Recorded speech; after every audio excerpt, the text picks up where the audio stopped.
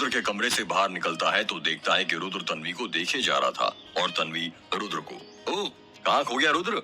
अभी थोड़ी देर पहले तो बोल रहा था कि माँ नीचे बुला रही है और अब यहाँ तन्वी के साथ नैन मटक्का कर रहा है। पीयूष ने रुद्र को हिलाते हुए कहा, अरे कुछ भी, वो तो तन्वी गिर रही थी तो मैं उसे बस सहारा दे रहा था। क्या कहा? मैं गिर रही थी या तुमने मुझे धक्का मारा? और वैसे भी कोई जरूरत नहीं है तुम्हें मुझे सहारा देने की। जिसे तुम्हें सहारा देना है वो नीचे मंडप में तुम्हारा इंतजार कर रही है। हाँ पता है मुझे, अब तुम मुझे ज्ञान मत दो।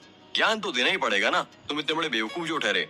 क्या कहा तुमने? बेवकूफ? अब बेवकूफ को बेवकूफ नहीं कहेंगे तो क्या कहेंगे? तभी रुद्र की माँ की सीढ़ियों के नीचे से आवाज आती है, अरे रुद्र बेटा, और कितनी देर लगेगी तुझे? बस मैं आ रहा हूँ। रुद्र पीयूष का हाथ पकड़ता है और कहता है, चल नीचे, यहाँ को ज्यादा ही समझदार लोग खड़े हैं। जब रुद्र नीचे जाता है तो देखता है कि नीचे उसकी माँ, चाची, चाचा और स्वाति सब एक साथ खड़े थे। रुद्र के आते ही सबके चेहरे पर मुस्कान आ जाती है। रुद्र की माँ रुद्र के पास जाती है और अपनी आंखों में से काजल निकालकर रुद्र के गले की दाईं साइड पर लगा देती है और कहती है, किसी की नजर ना लगे मेरे बेटे को।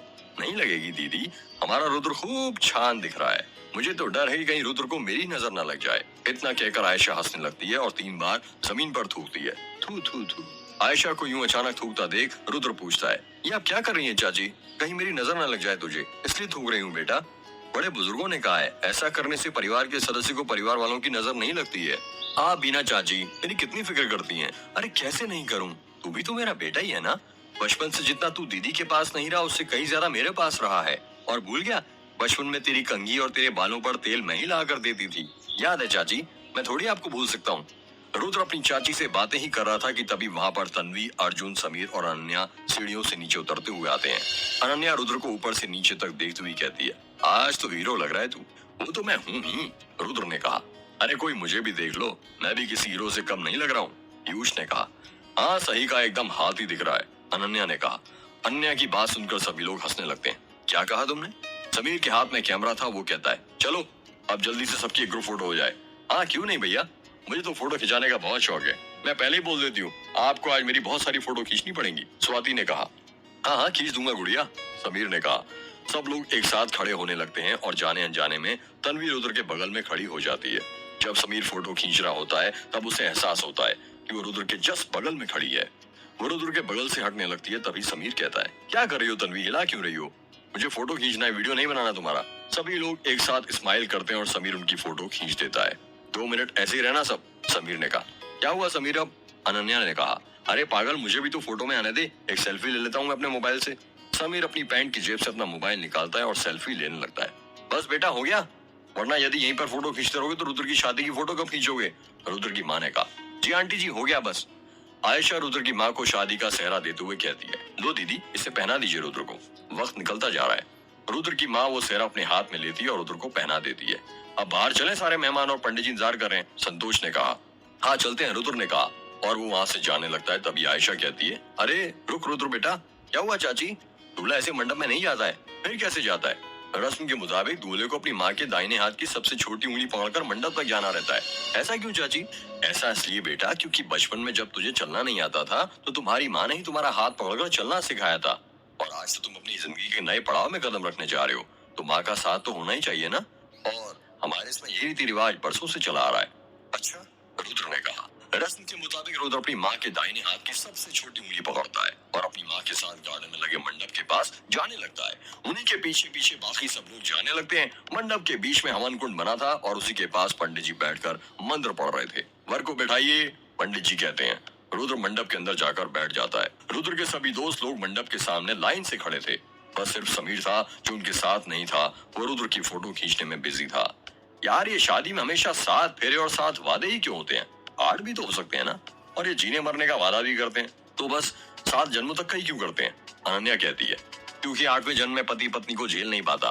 वैसे उन्हें तो पहले जन्म में पता चल जाता है कि उनमें बहुत बड़ी गलती हो गई है, पर बेचारे क्या करें, वादा कर लिए होते हैं ना 7 जन्मों तक निभाने का, तो 8वें जन्म में उन्हें मुक्ति मिल जाती है, पीयूष ने हंसते हुए कहा। तभी अर्जुन कहता है, ऐसा नहीं है मोटे, मैं बताता हूँ। हमारी भारतीय संस्कृति में 64 कलाएं और 16 संस्कार जीवन के लिए अत्यंत महत्वपूर्ण माने गए हैं। गर्भाधान से लेकर अंत्येष्टि तक सभी 16 संस्कारों में विवाह संस्कार सर्वाधिक महत्वपूर्ण माना गया है, क्योंकि गृहस्थ धर्म के बाद ही 16 संस्कारों को पूर्णता प्रदान होती है। वैदिक रीति के अनुसार आदर्श विवाह में परिजनों के सामने अग्नि को अपना साक्षी मानते हुए 7 फेरे लिए जाते हैं। प्रारंभ के 3 फेरों में दुल्हन आगे चलती है और बाद के 4 फेरों में दूल्हा आगे चलता है।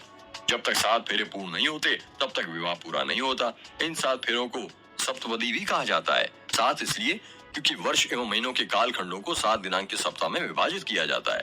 सूर्य के रथ में 7 घोड़े होते हैं जो सूर्य के प्रकाश से मिलने वाले 7 रंगों में प्रकट होते हैं। आकाश में इंद्रधनुष के समय वो 7 रंग स्पष्ट दिखाई देते हैं। वैवाहिक जीवन में इंद्रधनुषी रंगों की सतरंगी छटा बिखेरती रहे, इस कामना से 7 फेरों और 7 वचनों की प्रक्रिया पूरी की जाती है। और तुम्हें तो पता ही है, संगीत में 7 स्वर ही होते हैं। वधू को बुलाइए, पंडित जी कहते हैं। रुद्र की माँ आयशा को आंखों से इशारा करती है कि दुल्हन को वो लेकर आए।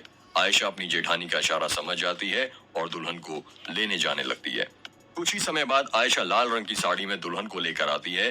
दुल्हन ने अपना चेहरा घूंघट से ढक रखा था, जिस कारण किसी को भी उसका चेहरा नहीं दिख रहा था।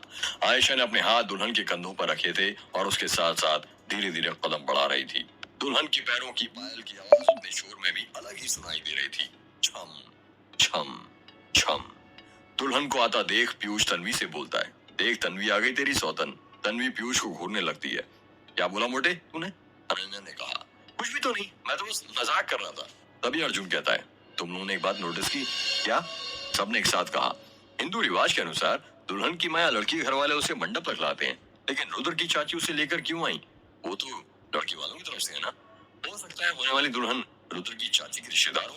अनन्या ने कहा, नहीं यार, अगर ऐसा होता तो रुद्र ने उसका चेहरा जरूर देखा होता और उसकी फोटो भी हमें दिखाई होती उस दिन। यार बात में दम तो है तेरी, पीयूष ने कहा। दुल्हन रुद्र के बगल में जाकर बैठ जाती है। वर वधू को गठबंधन से बांधिए, पंडित जी ने कहा। रुद्र की चाची आगे बढ़ती हैं और रुद्र के गमछे को दुल्हन के पल्लू से 3 गांठ बांध देती हैं। वो देख समीर को कैसे हंस कर सबकी फोटो खींच रहा है। उसकी नजर तो हटी नहीं रही दुल्हन के ऊपर से। हाँ यार सही कहा, फोटोग्राफर होने का यही फायदा है, पीयूष ने कहा। बहुत बड़ा वाला ठरकी है, कॉलेज की आदत अभी तक गई नहीं इसकी, अनन्या ने कहा। तभी अर्जुन तन्वी को घूरते हुए कहता है, ये क्या तन्वी, तुमने काले कपड़े क्यों पहने हैं? क्यों, क्या हुआ? तन्वी ने कहा, तुम्हें पता नहीं है क्या शादी के दिन या शुभ कामों के दिन काले कपड़े नहीं पहने जाते हैं, वरना अशुभ हो जाता है। क्या बकवास कर रहे हो तुम अर्जुन? तन्वी ने कहा, नहीं मैं सच बोल रहा हूँ। ये जो काला रंग होता है रहस्य और गहराई का प्रतीक माना जाता है, ऐसी गहराई जिसका कोई सिरा नहीं होता है। तू ना रुद्र कुछ भी मत बोला कर, अनन्या ने कहा। यार मैं झूठ नहीं बोल रहा हूँ, तंत्र शास्त्र की किताब में साफ साफ लिखा है, यदि काला जादू को सफल बनाना है तो काले कपड़े पहनना जरूरी है। तो तुम कहना क्या चाहते हो? मैंने आज के दिन काले कपड़े इसलिए पहने ताकि यहाँ कुछ अशुभ हो, तन्वी ने गुस्से में बोला। नहीं, मेरा कहने का मतलब ये नहीं था तन्वी, तुम मुझे गलत समझ रही हो। मैं तो बस ये कहना चाहता था कि तुम्हें आज के दिन काले कपड़े नहीं पहनने चाहिए थे। ऐसा कुछ नहीं अर्जुन, मेरे काले कपड़े पहनने से यदि कुछ अशुभ होना होता तो अभी तक हो जाता। तुम तो ऐसे बोल रहे हो जैसे यदि मैं चाहूंगी तो रुद्र की दुल्हन भी अभी गायब हो जाए, और वो हो जाएगी। तन्वी ने जैसे ये शब्द बोले, मंडप की लाइट धीरे धीरे बंद चालू होने लगती है। सब लोग कहने लगते हैं ये क्या हो रहा है। तभी अचानक लाइट चली जाती है। अरे ये लाइट को क्या हो गया? आयशा ने कहा। राम काका जरा देखना लाइट कैसे चली गई, संतोष ने कहा। जी छोटे मालिक, अभी देखता हूँ, राम काका ने कहा। यार ये लाइट ऐसे अचानक कैसे चली गई, पीयूष ने कहा। पता नहीं यार, अनन्या ने कहा। तभी लाइट आ जाती है और सबको रुद्र की माँ की चीख सुनाई देती है। हे भगवान! रुद्र के सभी दोस्त मंडप के पास भाग कर जाते हैं और देखते हैं कि क्या हुआ है। और जब उन्होंने मंडप की ओर देखा तो उनकी आंखें खुली की खुली रह जाती हैं। दुल्हन मंडप के अंदर नहीं थी, वो कहीं गायब हो जाती है। जिस गठबंधन से उसके आंचल को रुद्र के गमछे के साथ बांधा गया था वो खुला हुआ था। सभी मेहमान में हलचल मच जाती है और वो एक दूसरे से कहने लगते हैं, अरे दुल्हन कहाँ चली गई? दुल्हन कहाँ गायब हुई अचानक?